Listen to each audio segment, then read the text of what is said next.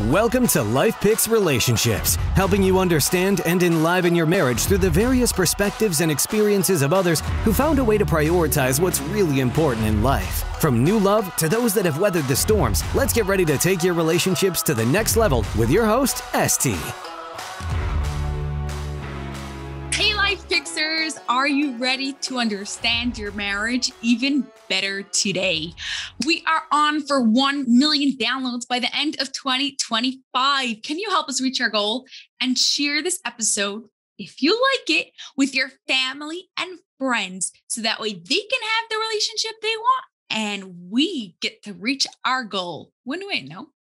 Well, for today's guest, we have a psychologist who's been helping with ADHD for years and is married to ADHD. She's all about helping them thrive in their work, in their relationship, and parenting, giving them the skills and the tools to really be able to go and master their emotions and make their lives work for their brain, not the other way around. She actually just released a brand new course called Meltdown to Mastery on those topics.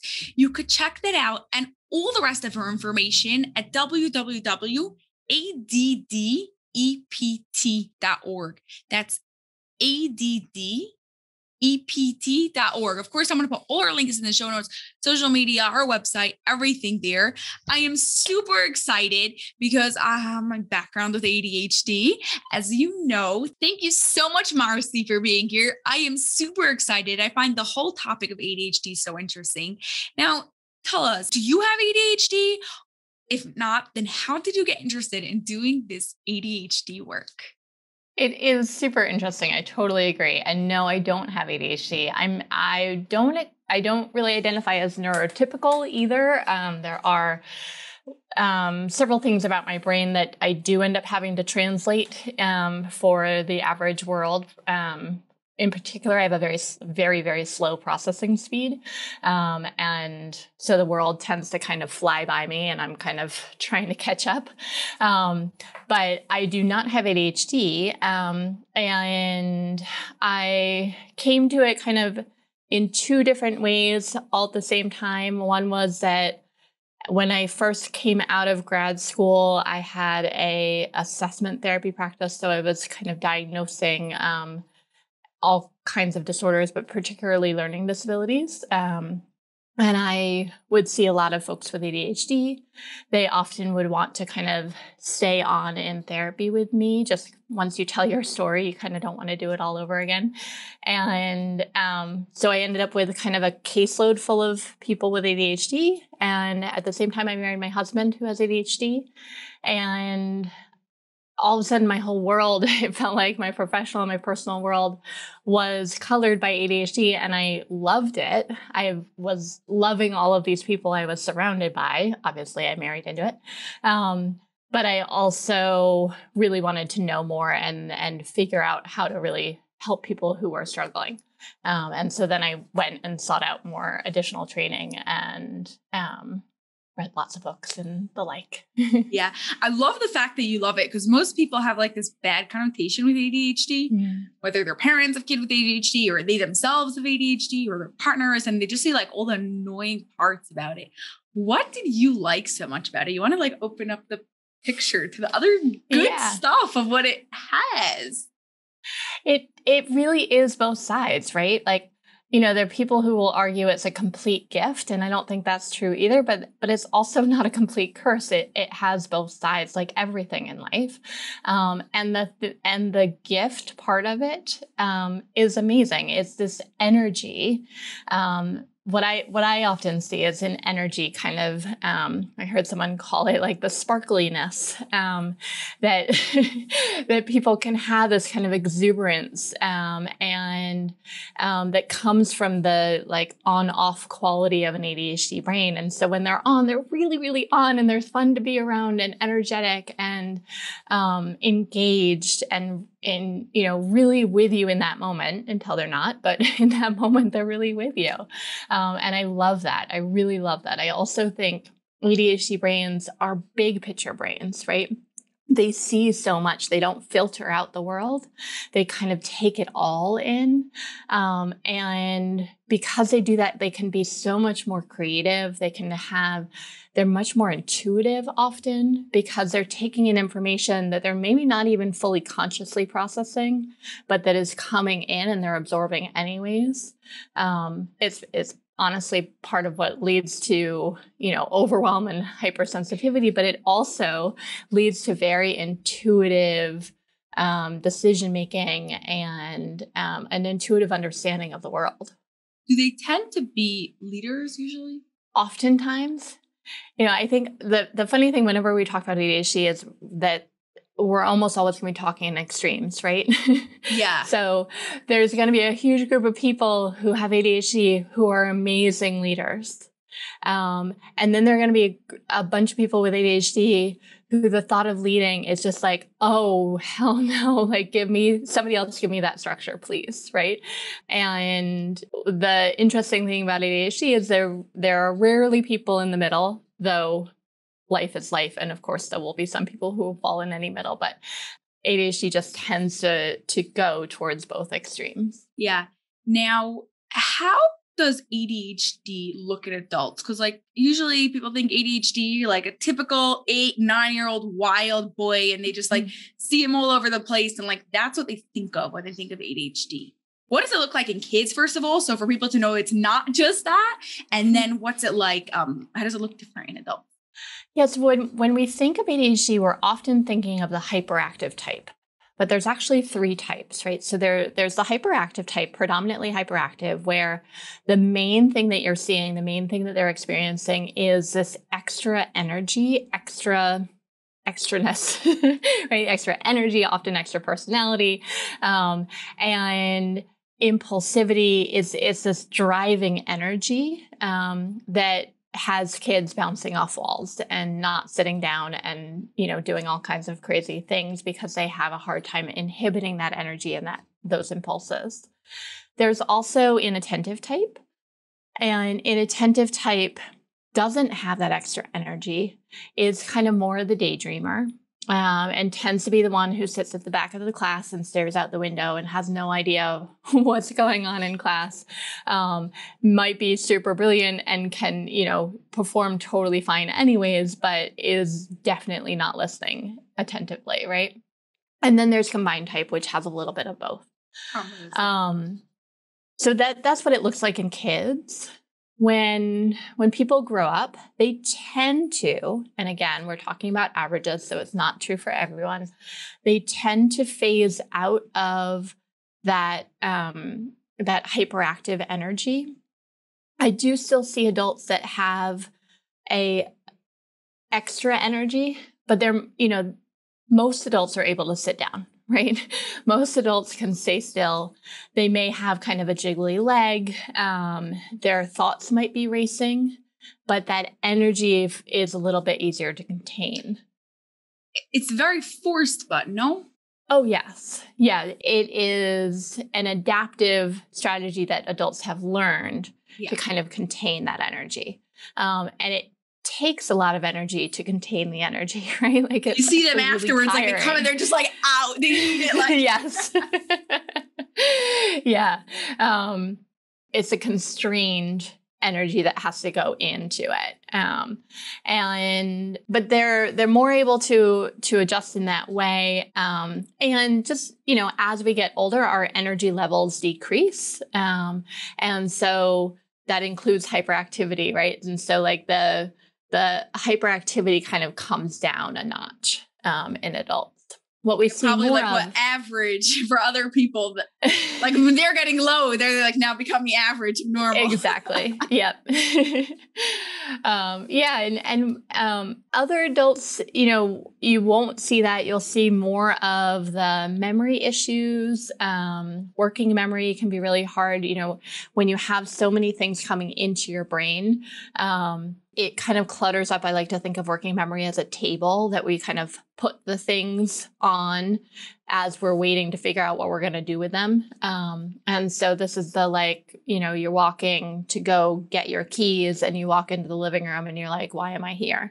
Right? Because for an ADHD brain, so many other things are flooding in. It often clears out that table of what you really wanted to be remembering. And of course, concentration, focus issues, a lot of issues with time and time management. You want to expand on that one a bit? How does that look like? Why is that time management different than just a regular person who just can't handle time, can't deal with like planning their day or something? Yeah. So for ADHD brains, oftentimes time isn't linear. They don't experience time in a linear way. It kind of is something that contracts and expands. You know, it kind of works in this curvilinear way. It's really hard to kind of grasp a hold of. So a lot of people with ADHD have a hard time figuring out how long something's going to take. And so this idea of, okay, you know, they can, you know, most people with ADHD are brilliant. They can figure out, like, I need to leave at 10 o'clock, you know, or I need to be somewhere at 10 o'clock and it's going to take me 15 minutes to get there. I need to leave at 9:45. They get that. They might not think that one through all the time, but they get it. What doesn't tend to compute is that means that I can't do 30 things between 9:30 and 9:45. Right? Yeah. Because it's like, well, but I have so much time. Right? Particularly if the bag's already packed and they're already ready to go. Right? And it's like, I don't have to leave for 15 minutes. It's amazing. I have so much time. I could totally go bake a cake right now. No problem. Literally, like my mom's ADHD, quite a few people in my family are. And like every single time before we're going out, there's always like 4 more things that like aren't important, but like there's time to do it. We might as well just go and stick in dinner or make a load or do something because of that. And also on the fact that like how much time it's going to take. Like, let's say she thinks this is going to take an hour and really like, I know it's going to take like 3 hours. I know, like, I always have to like reframe it in a way that she could tell, like, hello, it's going to take longer than that. Yep. Yeah. Time estimation is a big thing.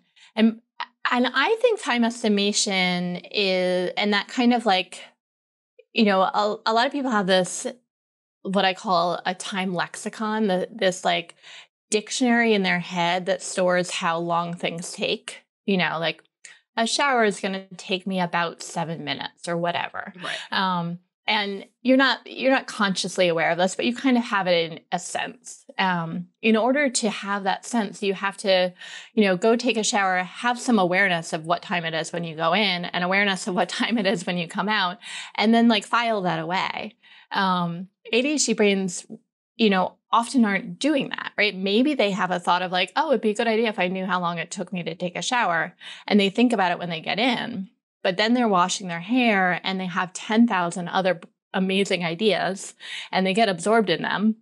And they're thinking about them as they're toweling off. And then like, you know, as they're driving home from work that evening, they're like, oh, I never saw what time it was when I got out of the shower. Right. So like to build up that awareness takes a lot of non-ADHD friendly strategies, really. Yeah. So there's the time management, there's the concentration, there's the energy. What else do we see in adults that have ADHD? Yeah, so you'll see impulsivity. Again, this is not for everybody, but a lot of people will experience impulsivity. A lot of interrupting in conversation is how that often shows up. But then also kind of impulsive shopping or impulsive anything, impulsive decision-making. And as I said, ADHD brains can be very intuitive. So sometimes what you'll find out is that there's actually some thinking going on before that impulsive action that they're not always fully aware of, right? That they're like kind of intuitively figuring a scenario out and then impulsively acting. But what's missing is that kind of conscious awareness of, oh, here's a decision in front of me. Let me figure out what my choice is going to be and what all the data is that's supporting my choice. So if they thought about it, then they just thought about it as a concept and like not as making a decision, or they made a decision and then they just like acted impulsively either way? I mean, I think both can happen, right? But the funny thing about intuitive decision making is that we're not always aware of the data that's leading into that intuition, right? And so sometimes, and I guess what I'm talking about is, so you'll get some people who are impulsive decision makers who are then end up kind of saying, but it works for me, right? Like it means that I don't overthink, right? And those people are normally the ones who are doing this intuitive decision-making process that are not kind of putting a lot of conscious control on it. And therefore, even if they did have a little bit more space between kind of the decision coming up as a possibility and then choosing, they might not even be fully aware as to why they're making that choice. But it's a good one and it's well informed by a lot of intuitive thought. But there's another group of people who make impulsive decisions who are not happy about it, right? And they tend to have less of that intuitive processing. And instead, it's just kind of like whatever the shiny thing is, whatever the thing that's grabbing their attention is the most, that's what they're running after. Yeah. Okay. So those are like all different signs and so-called like symptoms, if you'd want to say, of like, or effects of what happens by being ADHD. But what is the actual, like, how does the actual ADHD brain work differently from a typical person? Typical, I don't like that word because there's no typical person, but yeah, I'm saying.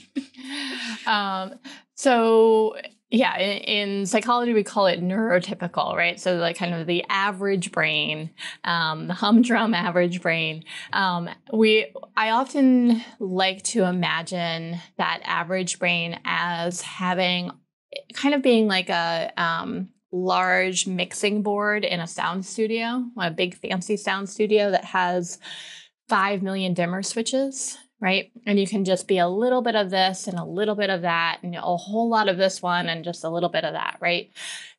All the different switches can be at different levels. And they're not these, yeah, so they're all at different levels. ADHD brains tend to have a whole bunch of on-off switches. Not dimmer switches. And so all of the processes of an ADHD brain, they're there, but they're either on or they're off. And having just a little bit is really, really hard, right? So an ADHD brain can focus. It's not like focusing is, not present in an ADHD brain. That focus. There's something interesting in, like they'll sit there for 12 hours straight. Oh yeah. Hyper focus is a real thing. And it is on when it's on or it's off. Same thing with energy, right? And so either somebody with ADHD has a lot of energy and they're present and they're like so excited and engaged, or they're just, no, I'm not engaged at all. I'm out, right? And so that's the main difference is, and in psychology, we call it regulation. But it's this on-off versus dimmer switch for all of brain's functions. And that includes emotions, by the way. Yeah. Yeah. Yeah. Do you think, like, is it so-called considered bad? I don't want to really use that term, but you know what I'm saying? To like just have on off and not dimmers. Obviously it makes life more challenging, but they have so much benefits of, let's say, being able to hyper focus or being able, like, there are some really, really good things about it. Do you, or like the general public, try to, like professionals I'm talking about, do they try to change that in people? Or is it more learning how to use that way of thinking? So I mean, I guess it depends on the professional you go to. In my mind, I don't like to change brains. I don't think it's super possible. Although I do think that we can regulate things. We can give you a little bit more regulatory ability. And I'll talk about that in a minute. But for the most part, I think it's better to change your environment to suit your brain. So change the way you work or what you're working on or the structure in which you're working to work for your brain. And that's always been my approach, because I, as you said, there's a lot of benefit to an ADHD brain. I don't want a world without ADHD brains, right? No. They bring so much beauty in life. Like you said, they bring so much light and so much spark into this world. So. Yeah. And I think, and, and this is really true of neurodiversity in general, right? Like that, and diversity in general, that it brings so much color and love and light to our universe. We don't want everybody to have the exact same brain. What we need is a world that is more accepting, more encouraging, and more allowing of that diversity. And so really when I work with people, that's my focus, is how can we make your life work for the way your brain naturally functions? What supports, what structures can we put in to help it work in the way that it's meant to work? And that means taking advantage of all the strength and giving supports for where it's not working as well. I love that so much. I was like hoping you would say something like that, but this is like an open podcast. You say what you want, and then like we'd have a discussion about it. So it makes me so happy. Now, before we get into how it actually relates on a marriage level, you want to give us like some examples of what people could do in general in life, like to make their environment work for them. Sure.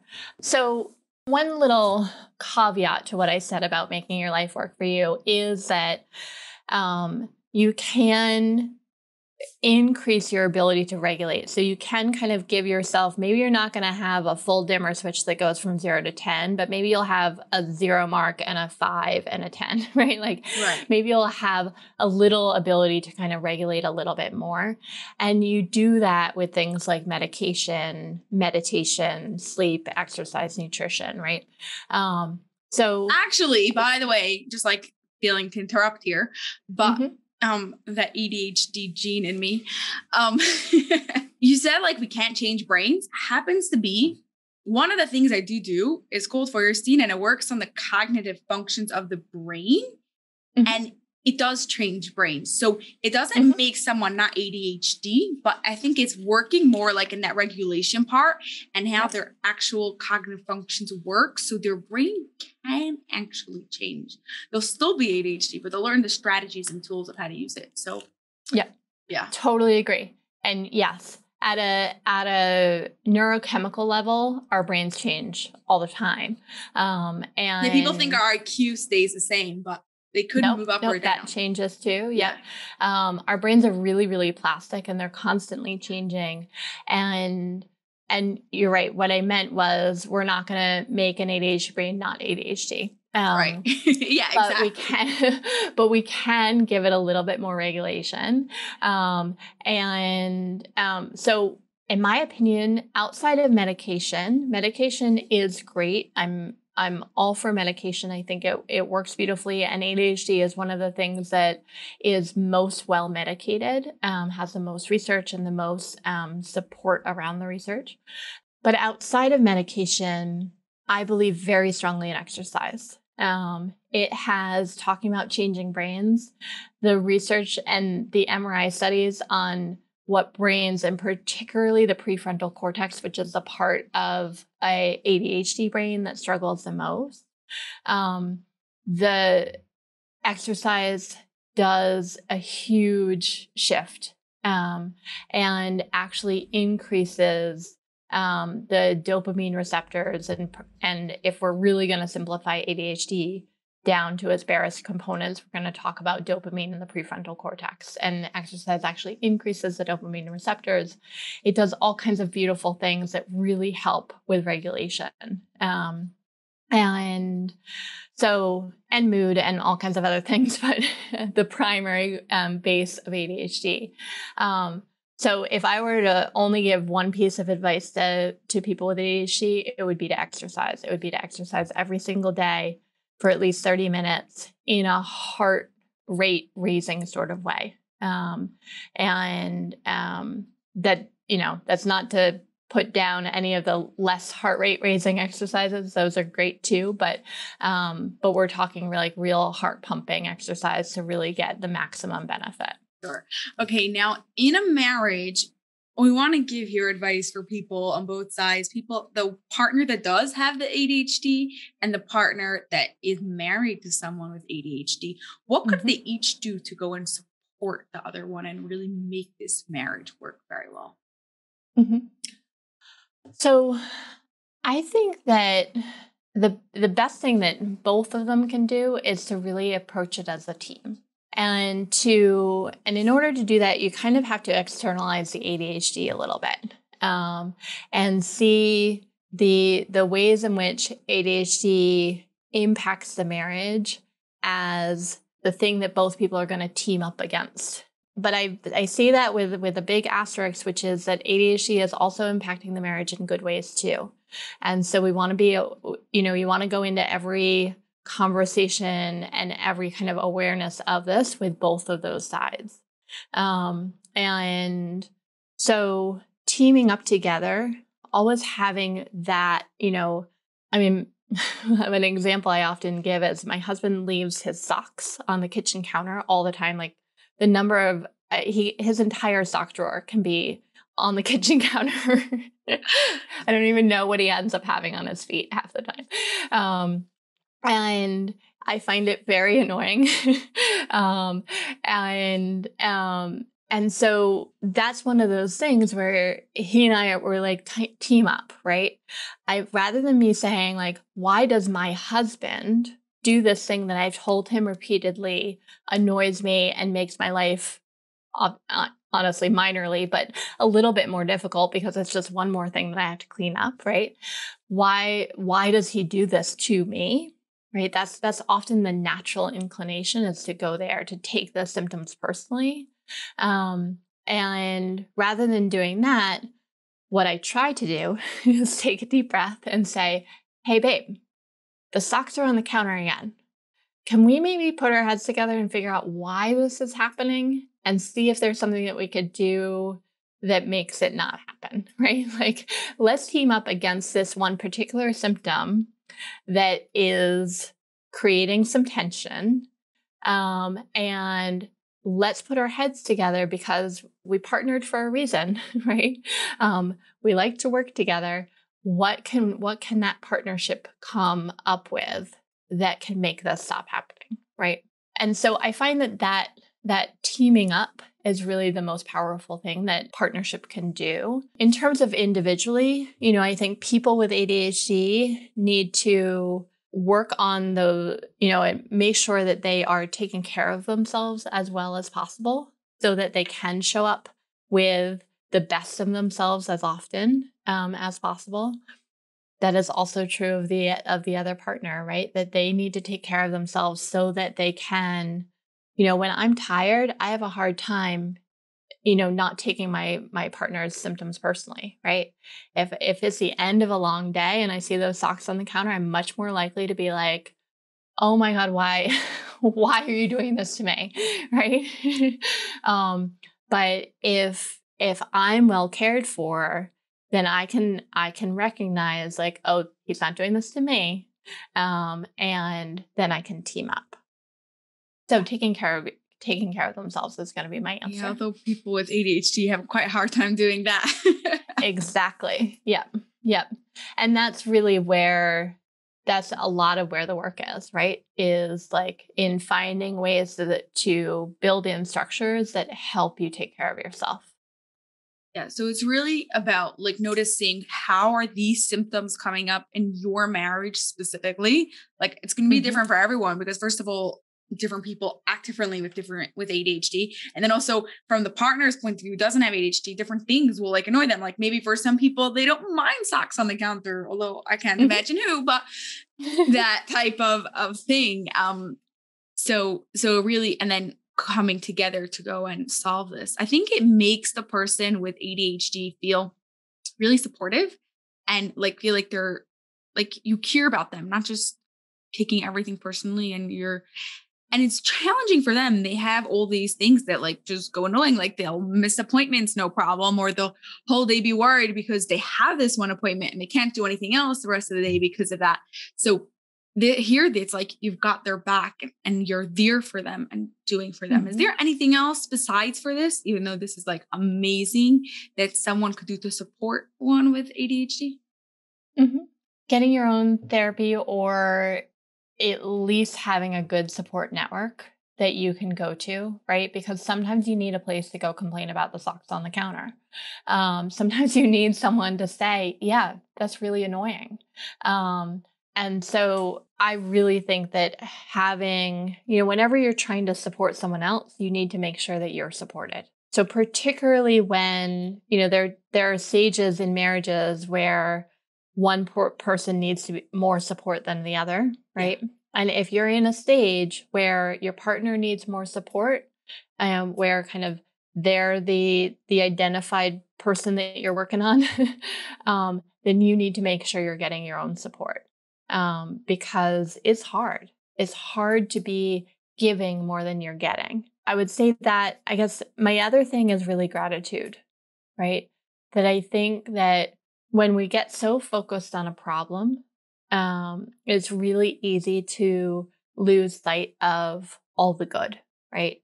And as you and I have been saying throughout this whole time, there's so much good that comes with ADHD, and there is so much pain, right? But when we get focused on that pain and we lose sight of the good, now the person ends up feeling like the problem, right? The person's not the problem. And even the ADHD is not the problem. There's pieces of there are pieces of the ADHD that might be the problem, yes, but not the whole thing, right? And there's a lot of beauty that's coming into that marriage because of the way that person's brain works. And so holding on to that, recognizing that, I often have partners do a gratitude exercise at night with each other, where before they go to bed or at dinner, or wherever they can carve out a time, they each say 3 things that they're grateful to the other person for. And I like this because it's a nice way to kind of end the day. But B, as you're going throughout your day, you're like noting it, right? Yeah, exactly. So you're trying to like collect them, because it's hard to come up with 3 sometimes. And so you're noting it and you're more aware. Especially if you add in that you can't do something twice. Exactly. Yes. You cannot do something twice. And it can't be like, I'm grateful for all you do. No, it has to be specific.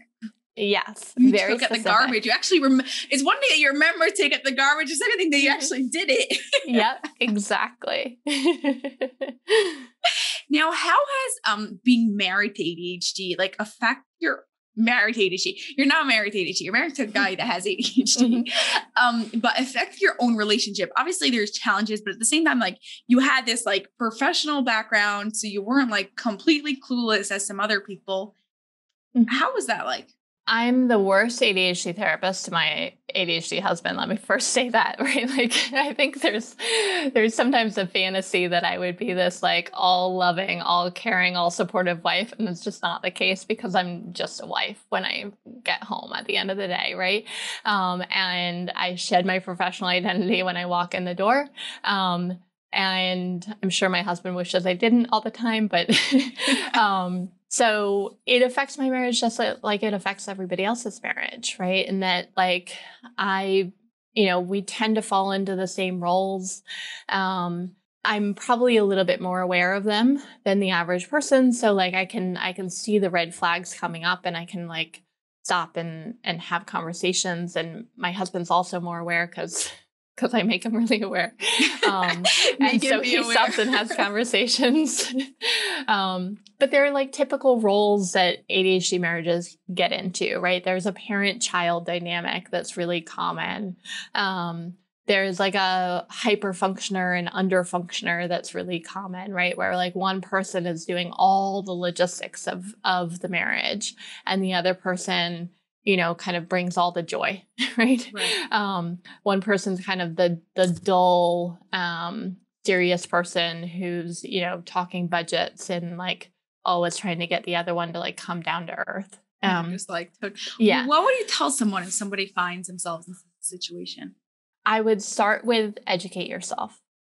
There's so many blogs, podcasts, books out there that do a beautiful job talking about A, what ADHD is, and B, its impact on marriages and relationships. And you want to arm yourself with that information because it's so much easier to not take things personally if you know what it is you're not taking personally, right?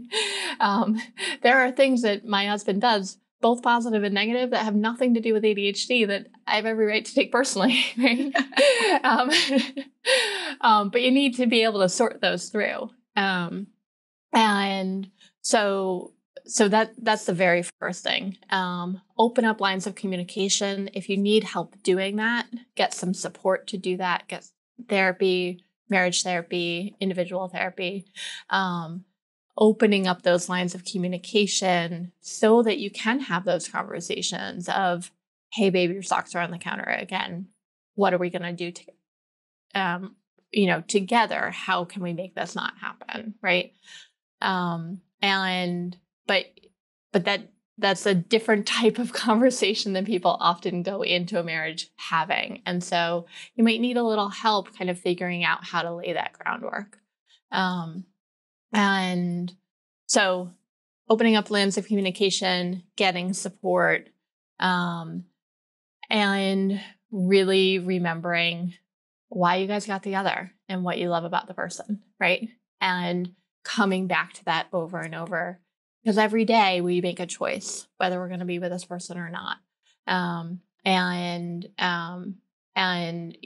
sometimes we make that choice more out of just not thinking about it. Sometimes we make that choice really actively, and we have the opportunity to make it actively. And even when there's a lot of struggle, there has been beauty there. And so kind of remembering that and recalling that, I think, is important. Okay. So for our final question, one that I ask everyone, how do you describe an extraordinary relationship without using love, connection, and trust? I'll use the other buzzword, communication. And adaptability. That's a good one. Yeah. Resilience and positivity. I think an amazing relationship is one that's able to change and able to adjust to what life is bringing it and able to communicate through it. Beautiful. I like that so much. I think it would actually, one more question I have for you. I know I said last question, but this is like a bit, like some people I think are going to kill me for asking this question, but I've been thinking about it the past couple of years. Like there's so many people that are like, that get diagnosed as ADHD. Do you think that we over-label ADHD? Like, not to put down anyone, it's like a real thing. Like, I'm not saying like, oh, like, because people pretend like mental illness is not, no, like not, like I'm complete opposite of that. But, or is it just like such a thing that like it will soon become like most people are ADHD? That's what I feel like. Then it won't be ADHD. It's just like normal. Whoever's not ADHD has to get a different name. Anytime that there's this question, the truth is that it's happening in both directions, right? There are communities in which ADHD is severely underdiagnosed, and those are primarily communities of disadvantage in one way or another. And it kind of evens out as when we look at large national or international averages, because there are populations where there is an overdiagnosis issue. Even in those communities where there's an overdiagnosis issue, it's a spectrum, right? ADHD is a spectrum. And so when we're looking at the gray area, that's where this over-underdiagnosis tends to come into play most often, right? Is like, how gray, where exactly are we going to draw that line? And as much as the medical community and psychological community tries to be as concrete as possible to help people out with that, we're humans. Like, it's just not that concrete. So So it does tend to kind of go back and forth a little bit in that gray area. And there is some advantage to getting an ADHD diagnosis, right? Particularly in college and grad school, accommodations are useful. They're also very necessary for people who actually have ADHD, but they are useful for anybody. And so there is a push for some people to try to get a diagnosis in order to get some accommodations, right? Or in order to get medication, which also is useful for everybody, right? And so is there some misuse? Is there a push for some people to look for something that shouldn't be theirs? Yes. Because again, humans. But I think on average, that's a very small minority of people. And unfortunately, it kind of like gives a lot of people a bad name. On average, most people who say they have ADHD have ADHD. Yeah, they really do. I don't want to put anyone ADHD down at all. Like that wasn't my point. But I like that answer of like, it's like gray area, like have like some of the traits and be like how strong and different things. So that makes a lot of sense. Thanks for that. Yeah, sure. Awesome. Well, this was so much fun. Thank you so much, and be in touch. You're welcome. It was wonderful. Thank you so much. I just want to add something from my own personal experience growing up in a family with a lot of ADHD people. There is an alternative to medicine. Now, I'm not a psychiatrist. I don't have any degrees in this field. I don't know anything about this professionally. But from my own personal experience, you don't have to use Ritalin. You don't have to use medication. My siblings over and over again got kicked out of school because they were told that they can't come back to school if they don't get medicated. And my parents refused to do it. Now, people do decide to do it. Go right ahead. No judgment. I'm not here to tell you what to do, but I do know that there is a large group of people out there who are not so interested in going and medicating their kids. There's a lot of things that you have to do. You can't just go and say that everything's going to be fine instead. But one thing that you can do that works an equivalent to Ritalin. Now, again, I am not certified in any which way to go and say this just from personal experience, is to go and take omega-3 and vitamin D at the same time. It's not going to work if you do just one of them, which by the way are just really good vitamins for anyone to take. Like I take it every day. But omega-3 and vitamin D. Some people don't respond so well, as in like their body doesn't react to it, either like they feel a bit nauseous or it doesn't work so well for them.